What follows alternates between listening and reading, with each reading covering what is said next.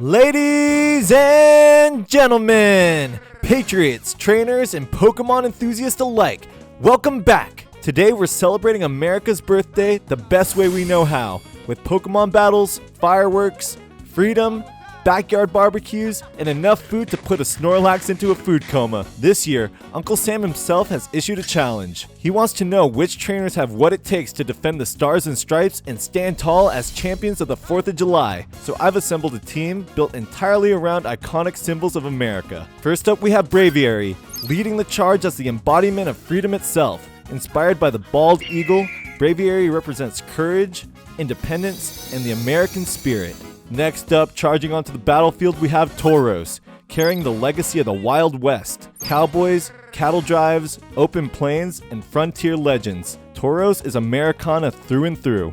After that, we have Shiny Starmie. Shiny Starmie shines bright in patriotic red, white, and blue. Its star-shaped body represents the stars on the American flag and the 50 states united together.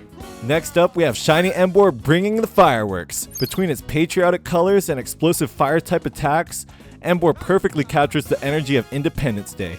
And let's be honest, nothing says 4th of July quite like a giant American barbecue.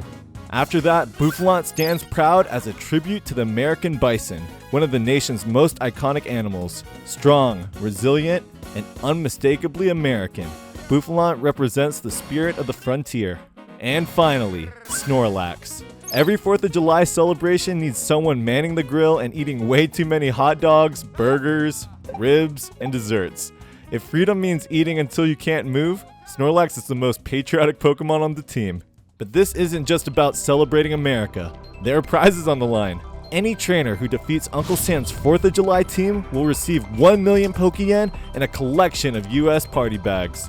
And because it's the 4th of July and everyone deserves to celebrate, even trainers who fall short won't be going home empty-handed. Every challenger will still receive 250k yen and US party bags for participating. After all, you can't celebrate Independence Day without fireworks. Whether you're winning battles or getting blown up by them, everyone deserves a chance to enjoy the show. So grab your flags, light the fuse, fire up the grill, and prepare for battle. Happy 4th of July and let freedom ring. Let the battles begin.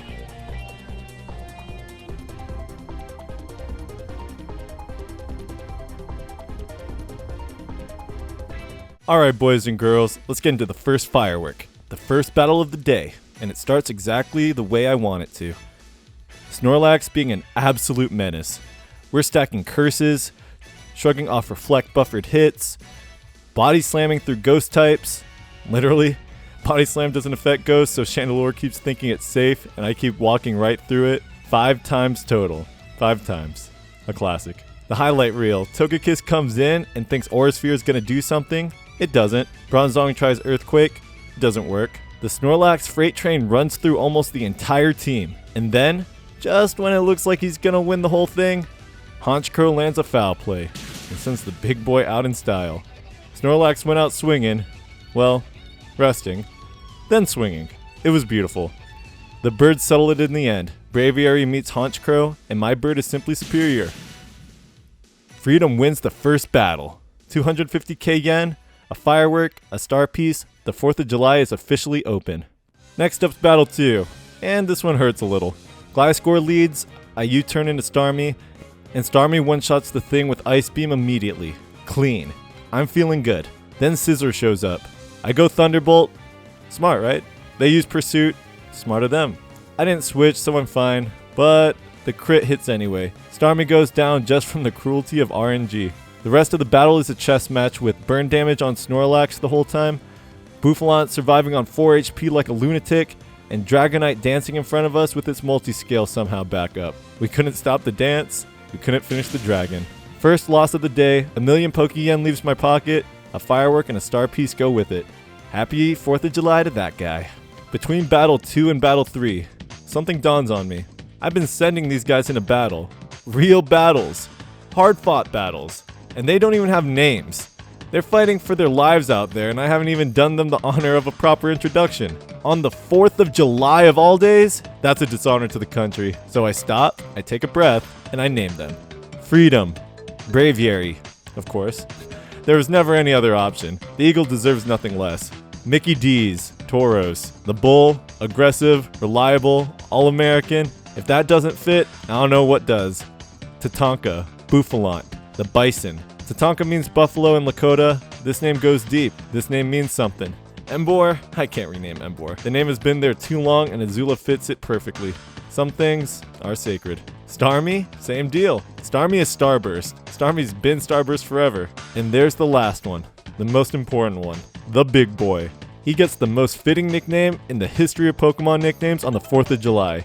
Joey Chestnut, a Snorlax named after the greatest competitive eater in American history, a man who has consumed more hot dogs than most of us have had hot dinners, a man who literally eats until he can't move anymore, then does it again next year. If you can think of a more perfect name for a Snorlax, I'm listening. I'm not hearing you. America is officially represented. Let the battles continue. With the team properly named and their honor restored, we go back to work. Battle 3 starts with a Garchomp and ends with Mickey D's winning the whole thing on a Rock Slide crit after the flinch. That Rock Slide flinch was enormous, the 4th of July working in our favor. Battle 4, Joey Chestnut sleeps through an earthquake, wakes up just in time to flip the momentum, and Freedom closes it out with a crit double edge on Electrode. Clean. Battle 5, Joey goes on a legendary curse streak, body slamming a Dragonite through its multiscale, through a second Dragon Dance, and finishing it on the third body slam. Salamence crits him out though. Starmie answers with Ice Beam. The team covers each other like they're supposed to.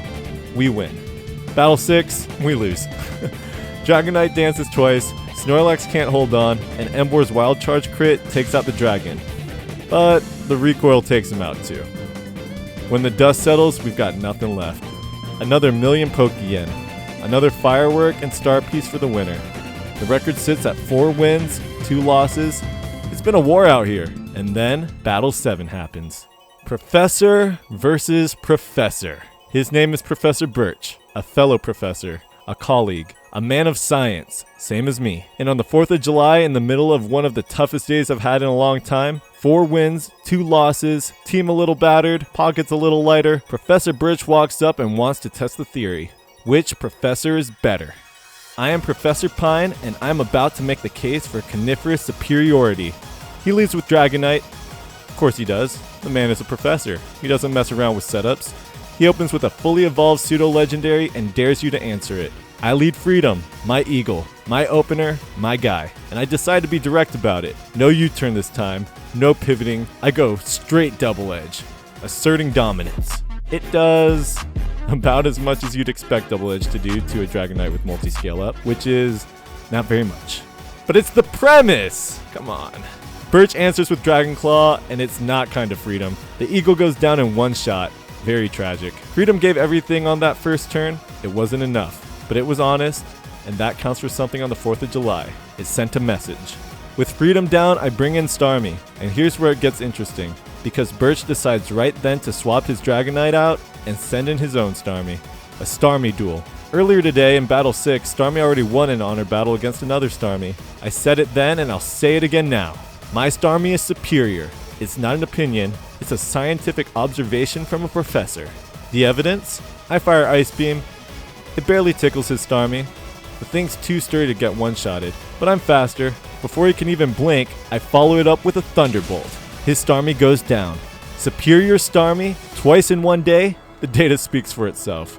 Starmie's our team mascot for a reason. Next up, Birch sends out Gengar. My instincts fire immediately. This is a classic move. Gengar with a Focus Sash, probably something nasty in the back pocket. If I stand with Starmie, I'm getting revenge killed. I can feel it. So I make the call and swap to Joey Chestnut. Birch fires a Thunderbolt and it tickles. Genuinely tickles. Joey doesn't even flinch. He just looks at that Thunderbolt like it was a light sprinkle on a summer afternoon and goes right back to thinking about food. He pulls Gengar and sends Dragonite back in. Now we're talking. I get a curse up immediately. Attack up, defense up. The machine is loading. Dragonite goes for Dragon Claw, decent damage, but Joey's got layers now. I fire back with Body Slam and land the paralysis. Dragonite's in the red, multi-scale is long gone. Another Dragon Claw, I'm in the red too. This is tight, but the second Body Slam closes it out. Dragonite down. Out comes Garchomp. This is the last real obstacle between Joey Chestnut and a complete sweep. And Garchomp isn't messing around. Dragon Claw hits immediately, and Snorlax, already in the red from the Dragonite fight, holds on. 5 HP. 5 hit points. That's all that's standing between Joey Chestnut and the end. He fires a body slam, Garchomp drops to half, but then Rocky Helmet. The residual damage from Joey's own attack ticks away the last of his health. Joey Chestnut goes down, not to Garchomp's move, not to a critical hit, to the passive chip damage of a Rocky Helmet. After everything he's done today, the curses, the body slams, the ghost walking, the rest cycles, the paralysis, the foul play survived, Joey Chestnut's final chapter on this 4th of July is written by a Rocky Helmet. He deserved a longer run. He always does. Starmie's got to respond, so I throw it back in. Garchomp's still at half health, Birch is down to his last couple of Pokemon, and Starmie is locked in. Ice Beam lands clean. Garchomp is done. Back comes Gengar, and here's where I make a call. I pull Starmie and send out Mickey D's. We get the Intimidate off, not that it matters, but it's not about brute force here. It's about controlling the moment. Gengar fires Shadow Ball, goes right through my bull. Normal types and ghost moves, that's just how it is. Just like Joey earlier with that Chandelure. Then Gengar tries to set up a nasty plot. I fire Zen Headbutt. Down to its Focus Sash, hanging on by a thread. Second Zen Headbutt, and Gengar goes down, but it disabled me in the process. Probably went for Destiny Bond on the way out. Somehow I outsped. Somehow. I don't fully understand that, but I'll take it. Blastoise arrives. I fire Double Edge immediately. Big damage. Solid chunk out of Blastoise health. They respond with Shell Smash. Oh man.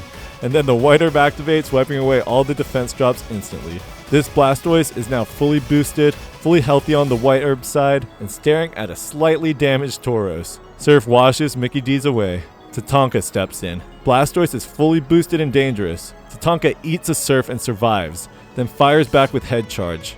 Boosted Blastoise, gone. That's what Tatanka does. You eat the hit, you return the favor, you do not apologize. One Pokemon left for Birch, Heatran. And Heatran opens with Eruption, which at full health is genuinely terrifying. It takes out Tatanka immediately. Down to my last two, I go ahead and throw Starmie out first, my main guy. The math doesn't look great. Heatran's got Eruption at full power, Starmie's already been through a full battle, and if one of those eruptions crits us, the whole thing falls apart. First eruption, Starmie lives. I fire Thunderbolt, big damage on Heatran. Second eruption, Starmie goes down. No. No, you won't get the better of me, Birch. I bring out Emboar. And Heatran, knowing what Emboar is, knowing what this means, fires one last eruption into a fire type. It does nothing. Earthquake closes it out. Professor Pine defeats Professor Birch. Pine trees are superior to Birch. I will not be accepting counter-arguments. I pay my fellow professor his 250k Pokeyen and hand over the firework and the star piece. 2 professors, 1 great battle, and a little 4th of July science done right.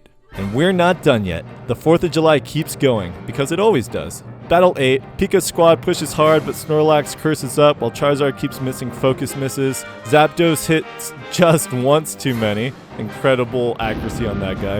And Emboar closes it out with Flare Blitz. Win. Battle 9, it's against a rain team. Brutal. Kingdra surfs Joey Chestnut into oblivion. Tatanka lives at 2 HP, lands a head charge, and then falls to recoil. An absolute MVP moment. Kabutops and Garchomp clean up the survivors. We lose this one, but we go down swinging. Battle 10. Gigalith explodes and takes Joey out with it. Garchomp rock slides through Starmie with flinches. We can't recover. Another loss. Battle 11. Their own Arcanine's Intimidate gives me a free +1, so I one-shot it with Brave Bird on the first turn. A little gift from the universe. Joey Chestnut goes on a legendary run, surviving Hypnosis, sleeping through Dream Eater, waking up to Earthquake a Gengar into another dimension. The opponent concedes when they realize Aggron isn't stopping this. Win. Battle 12, the finale. My greed cost me early, a second Flare Blitz on Gyarados that I should have known better than to throw, and a Waterfall crit that felt deeply personal. Joey Chestnut asleep through a Heat Wave, waking up to paralyze Charizard, Solar Power finishing what we started. Snorlax putting the final stamp on it with one last Body Slam to his Starmie. We go out with a win. 8 battles won, 4 battles lost. Fireworks given, star pieces handed out, a million Pokeyen paid a few times over. And somewhere in the middle of it all, between Battle 2 and Battle 3, in a quiet moment that felt bigger than it probably should have, 6 Pokemon got the names they always deserved. Freedom, Mickey D's, Tatanka, the unnamed ones who have had their names forever, and Joey Chestnut. the greatest Snorlax to ever sleep through a flamethrower, body slam a ghost, and eat a Rocky helmet on his way out the door. Happy 4th of July. The Stars and Stripes survived, we lived to fight another day, and we made friends along the way. To every single person who stepped up in battle today, thank you. Genuinely, whether you walked away with the win or handed it to me, every one of you made this day what it was. You brought your best teams, your best reads, your best strategies, and some of you made me work really hard for it. The Rain team, the Dragonite Dancer, Professor Birch with his full roster of chaos, you all showed up, and that means everything. Some of you even came back after the video ended just to make sure you got your prize. That's the kind of sportsmanship that makes this worth doing. So from the bottom of my heart, thank you for battling. Thank you for being awesome about it, win or lose. And thank you for making the 4th of July feel like an actual event. And to everyone watching, you are the reason this channel exists. Every view, every comment, every person who clicked on this video on a holiday weekend when you could have been doing literally anything else, I don't take that for granted. Not for a second. You showing up for this stuff is what makes it worth putting together. And I hope this one delivered. 12 battles, 1 wild day, a Snorlax named Joey Chestnut, and an eagle named Freedom. If that doesn't scream 4th of July, I don't know what does. If you enjoyed this one, drop a like. It genuinely helps more people find the channel, and if you're new here and somehow ended up watching a grown person narrate Pokemon battles on a national holiday, welcome. This is what we do. Subscribe if you want more of it. I'll see you in the next one.